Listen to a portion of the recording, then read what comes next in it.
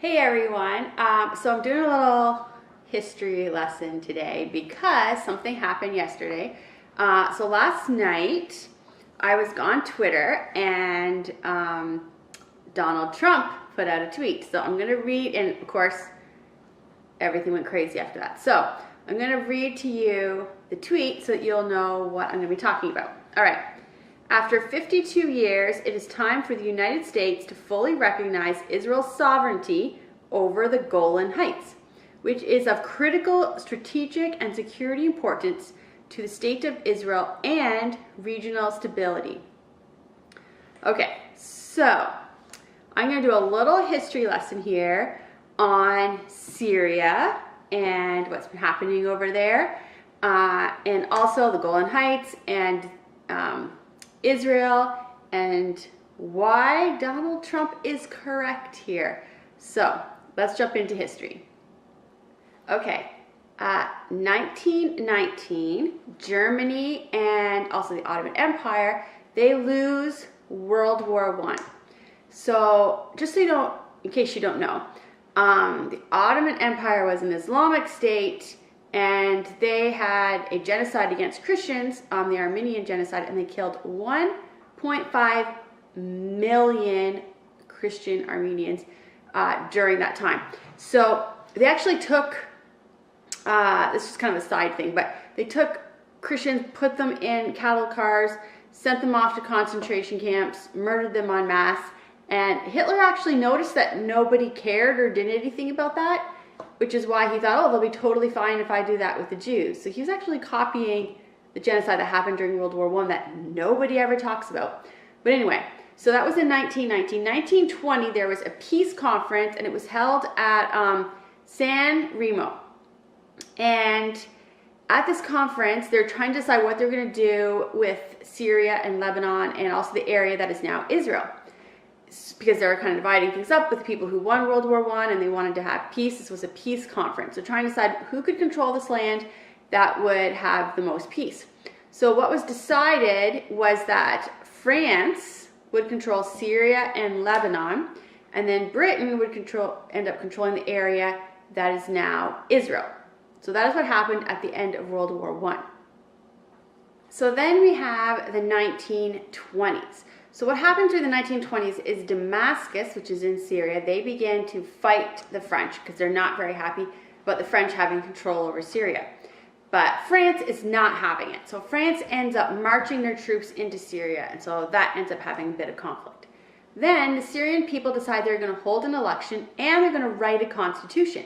The problem is that when they write the constitution, they say that only a Muslim is allowed to have office in their government. So the French have concerns about this because they kind of see that this is going back to the Ottoman Empire, which, you know, they just fought in World War I, and they're not really very happy about bringing that back. So there's a lot of conflict with that. So that's the 1920s. So then France ends up agreeing to allow Syria to write its constitution. So they actually end up doing the constitution, and Syria ends up becoming an independent nation. Then we have World War II. Then in 1943, Syria ends up electing its first leader, who is a Muslim. I'm not going to try to say his name because I'm terrible at pronouncing Arab names, so I'm going to say it horribly anyway. So they elect this guy. Then at the end of World War II, Britain ends up giving the land it had control over to Israel. And then they offer part of that land to the Arabs, but the Arabs say no because they hate the Jews. They want nothing to do with them. They don't want the Jews to have any land, so they won't agree to any deal that involves Jewish people having any land at all. So they say, no, we don't want any part of that deal. So then the land ends up going, all of it, to the Jewish people. So then in 1948, so at this point, Syria has been independent for 5 years, okay? So Syria became independent from France, and Israel becomes independent from Britain. They are both new countries. Syria's been independent for 5 years. Israel's been independent at this point for 1 year. So we can see that right now, even at the very beginning of the history of these two countries being reborn, because we know that they existed before, we can read the Bible, we can see Syria existed before, Israel existed before. So the rebirth of these two countries They're both very new, and right away they're at war. So May 1948, Syria ends up joining all of the other Arab nations, and they go against Israel with the goal of defeating them, and because they don't want Israel to exist, they don't want Jews to have their own country. Problem is, Israel, even though it's only a 1-year-old nation, it completely destroys all of the other countries who come against them and easily wins. So then Syria kicks all of the Jews out of their country. So they say, nope, if you're a Jew, you're not allowed to live here. Kicks them all out. So then, for the next 20 years, we just have multiple coups, uprisings, fightings within governments, little tiny mini civil wars, and it's a lot of unrest. All right, in the 60s, the Syrian military gets fed up with all of the problems, the little civil wars, the coups and everything that's been taking place, and Egypt ends up also getting involved, and then the Syrian army ends up taking over the government. So at this time, we meet this guy, and I'm going to try to say his name, Hafez al-Assad. Okay, so he's the defense minister of the Syrian army, and he hates Jews, hates Israel, doesn't want it to exist. So June 1967, Syria, Egypt, and Jordan all decide, you know what, we're going to attack Israel. We hate Jews, we hate Israel, we're going to attack them, we're going to destroy them once and for all, get rid of them. So you think those 3 countries coming at Israel, that it's going to be a really big war and Israel's in trouble. But no, Israel easily defeats them 6 days, and it is humiliating for Syria, and especially for Assad, who is the defense minister. So Assad's air force is basically completely wiped out, and Israel takes Golan Heights. So the rules of war are now, they didn't used to be this way, but after our world wars, the rules of war that they have now is that after a war ends, you can't go to war against another country and then take their land and it's yours. You're not allowed to do that. But if a country attacks you, and if they're using an area of their country to attack you, you can take control of that area so that they can't continue attacking you. So Golan Heights was taken by Israel at that point, not to be used forever. They weren't going to keep it forever. They were going to keep it until Syria stops trying to attack them, and then they can give that area back to them. But at that point, it was kind of taken as a buffer zone to keep Syria from attacking Israel. So now we have the 70s, and Assad ends up deciding, you know what, I'm not good enough just being in charge of the military, I want to be president. So he actually overthrows the president and sets himself up as president and takes over the government. So now Assad is the president. Now here's a problem. He's not a Muslim, and the Constitution says that you have to be a Muslim in order to lead. Now, people say that he is a Christian, but let me be clear so that we understand, because sometimes here in the West, we don't understand what that always necessarily means in the Middle East. So in the Middle East, you have to be declared as something, and you're basically declared that at birth. So if you're not a Muslim or a Jew, basically, then they say that you're a Christian if you live in these countries. So he's not a Christian in the sense that he has not, as far as obviously I would say, because the Bible says we're known by our fruits. So he's not someone who has said, I'm a sinner and I am worthy of death, and Jesus is God, and Jesus died and rose again, and through the power of his blood, he can forgive my sins, and I'm confessing my sins to him and asking him to forgive me, and now I'm going to be a follower of Jesus. That is not what we see, but he is called a Christian. So the Muslims are very upset that he's now the president, because that goes against the Syrian constitution. So Muslims begin to riot everywhere, all over Syria, and Assad wants to quelch that right away so that they don't do that anymore. And so he sends in the military and brutally kills hundreds and hundreds of Muslims and imprisons many, many more. And so that the Muslims who are upset about him being president are afraid at that point to continue rioting. Then in 1973, Assad convinces Egypt to join them and go to war against Israel again. Now remember, Syria's gone to war against Israel twice at this point and has been brutally defeated both times because Israel is fantastic and really good military.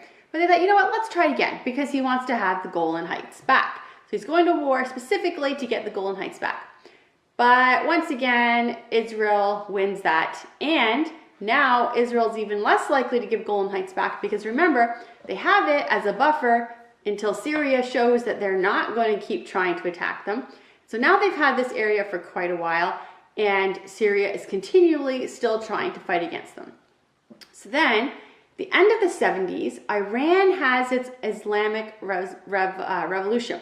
So in case you don't know, because some people don't realize this, that before the end of the 70s, in Iran, women they had freedom. You could walk around, you didn't have to have your head covered, you could wear shorts, you could wear regular dresses, you could wear tank tops, you could go to the beach, you could wear a bathing suit.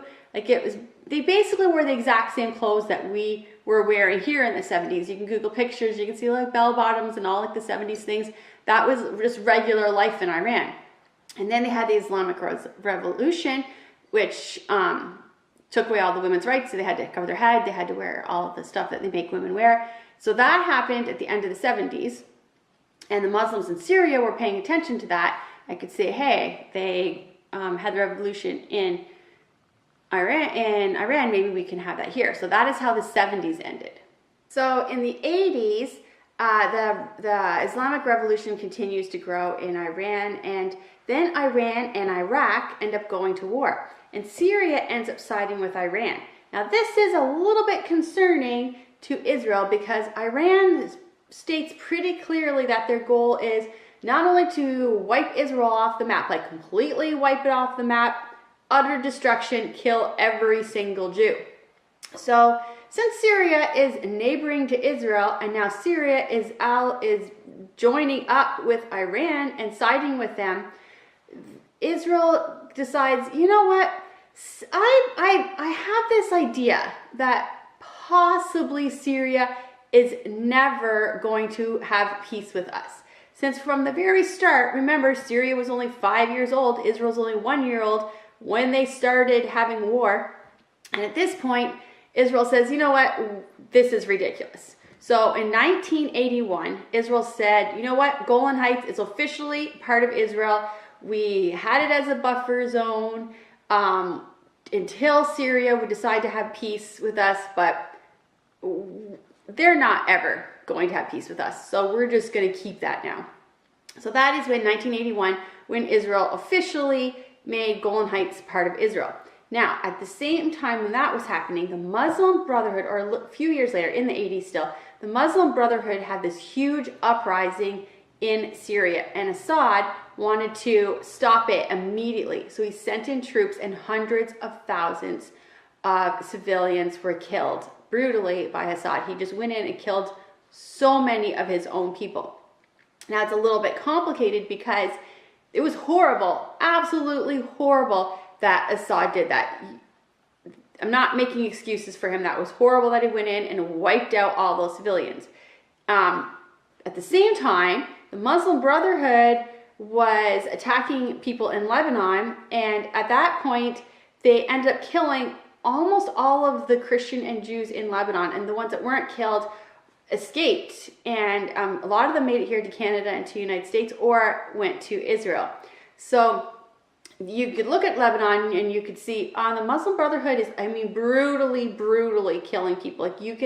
There are stories of people who escaped Lebanon during this time period, and you can hear the stories of the things that they did to the Christians and the Jewish people that were there. It was absolutely horrifying. So yes, what was happening, what the Muslim Brotherhood was doing in Lebanon was really bad. And so Assad could look at that and say, yeah, we can't have that in Syria, especially since he was not Muslim and was classified as Christian. But at the same time, he just went in and killed hundreds of thousands of civilians. That wasn't good either. So this was you could see the conflict in Syria as it is today is always really complicated and usually ends up with two sides that are bad who are fighting each other. And definitely by the time the 80s ended, Israel was like, yep, Golan Heights are ours. Syria is always at war, and we're not going to give Golan Heights back to them. All right, then in 1990, Iraq ends up invading Kuwait, and then the United States goes to war, and that is Operation Desert Storm. Now, if you can remember that Assad had already fought against Iraq because during the war between Iran and Iraq, Assad had been on the side of Iran. So Assad had no problem going to war against Iraq. So Assad ends up joining America. So Syria fights with America against Iraq in Operation Desert Storm.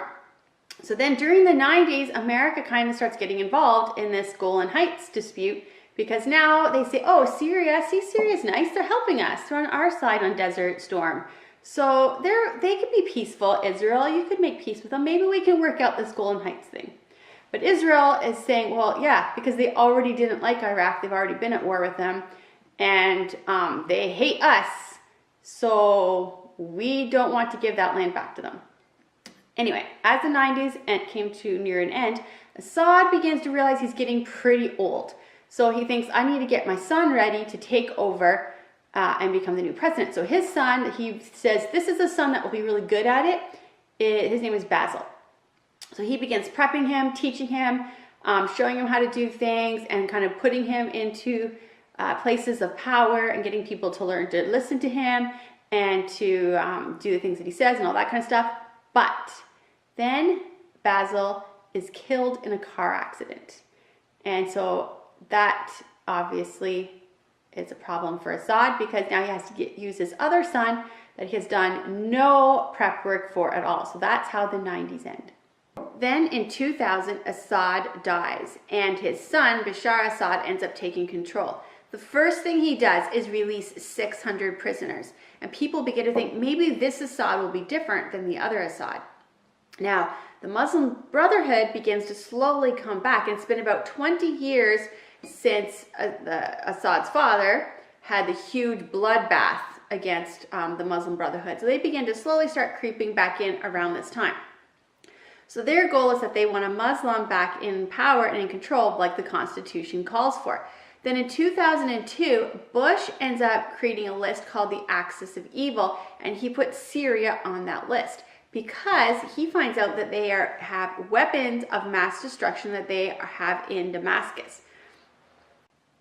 Now, Assad wants to show that he wants peace. So he ends up making peace with Turkey, which is the first time since the Ottoman Empire. And he also makes peace with Iraq. Now, around this time, Nancy Pelosi goes and visits him in Damascus, visits Assad, and says, listen, this guy's a great guy. Like, he wants peace in the Middle East. He's made he's made peace with Turkey. He's made peace with Iraq. This guy wants peace, and we need to trust him.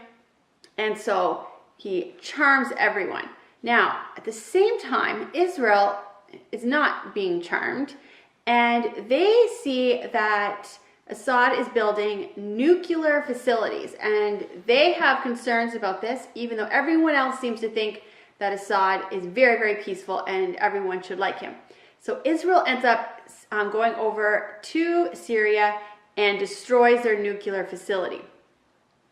Now, seeing what's happened in Syria recently, we should probably be grateful to Israel for doing that. Can you imagine how much worse it would be over there right now if they had nuclear bombs? So Israel goes over there, destroys that. Great. Now, in 2009, Obama ends up sending people from the White House over to Syria and helps Assad create a stock exchange there. So things look like they're getting a lot better under this new Assad guy, other than the whole trying to create nuclear weapons. But he's made peace with countries that Syria has been at war with the entire time that Syria has existed, well, the new birth existing of it after World War I. And the White House is having meetings with him, and he seems very charming. So as we get close to 2010, things seem to be getting better. Then in 2010, Obama ends up having to put sanctions on Syria because, one, he says that they are supporting terrorist organizations, and two, they are building weapons of mass destruction. So then in 2011, a year after those sanctions are put in place, the Muslim Brotherhood begins having more protests. And during those protests, they show, like, we're not afraid of Assad. Now, they were really afraid of his dad. So Assad says, well, they were afraid of my dad because he sent in troops and was brutal, so I'll just do the same thing. So he sends in troops and tells them just shoot and kill all the protesters. So there's this protest, and the military shows up and just shoots everyone. But instead of fear coming into them, they just end up becoming protesting more. So at this point, protests break out across all of Syria. And Assad continues to send in the military. He even sends in tanks at this point. Now, the Muslim groups begin to grow, and they actually take control of some cities. Now, every time they take control of a city, all the Christians have to run and flee because they take the Christians and they behead them, they crucify them, they rape them. It's really bad. So they end up changing their name. Instead of just being called the Muslim Brotherhood, at this point they change to the Free Syrian Army. So the Free Syrian Army ends up taking Aleppo, and they have control of Aleppo, and it's absolutely brutal what happens to Christians here. There are stories of children as young as 12 being crucified. There's one story I heard about a boy who was crucified, but while he was dying, they raped his mother there at his feet, so he had to watch that. I mean, it's the stories are horrendous, what happened to the Christians during this time. And the Christians who were able to escape really didn't have anywhere to go. They were in mountains, they were cold, and the world pretty much was ignoring it still at this point. I mean, it was on the news a little bit, but nothing really was being done. Then in August 2013, Assad ends up using chemical warfare and on his own people because he's trying to stop this Free Syrian Army. And over 300 people are killed. Now the media at this point here in North America covers this story a lot. So eventually Assad agrees that he will allow the UN to come in and take or destroy all of his chemical weapons. And Obama boasts about how he stopped a war without sending in military. But as we know, Assad still had lots of chemical warfare after this because he used it continually. So at this point, another military group ends up starting up, and this is the Syrian Democratic Force. And so their goal, they want Assad to just step down and resign, and then let's have a vote, let's bring in democracy. So they're not siding with the Free Syrian Army, but they also don't like how Assad is handling the situation. So that is, so there's three groups at this time. There's Assad and his troops who are just like, you will be afraid of me and not protest. And so they're just go in and kill everyone and send in chemical warfare. There's them, and there's the Free Syrian Army that is pretty brutal also and not good at all. And then there's the Syrian Democratic Force that is just saying, whoa, Assad, you are not a good leader. You need to step down and resign. We need to have an election. We need to just end all this war. So at that point, the Free Syrian Army ends up changing its name to ISIS. Okay, so then ISIS ends up declaring a caliphate from Aleppo all the way into eastern Iraq. And then people begin to flee to Europe. And that is a little bit of a problem because Syrians hate Europe. Like, they really, really hate the French. That goes back to they didn't really like when France was given control over them. They also see Europe as a problem because they blame Europe for Israel being allowed to be reborn. So they hate Europe. So the fact that the Syrians who are running from, makes sense why they're running, wouldn't want to live in Syria at this point if I was them, but they run to Europe. But they hate Europe. So all kinds of conflict, obviously, if you paid attention to the news, has been happening because of that. Then Donald Trump becomes president, and he decides that he's going to just destroy ISIS, which he does. He destroys ISIS. And then he says yesterday, you know what? I think Israel should just keep the Golan Heights at this point. They've had it for quite a few years. And at this point, I think it's pretty clear Syria has no plans on ever making peace with Israel. And also, who would you rather have control right now? Israel, which is a democracy, people live there freely, or Syria, which everyone is running away from because it's in the, not doing so well. So let me read that tweet to you again so you can see how we started off.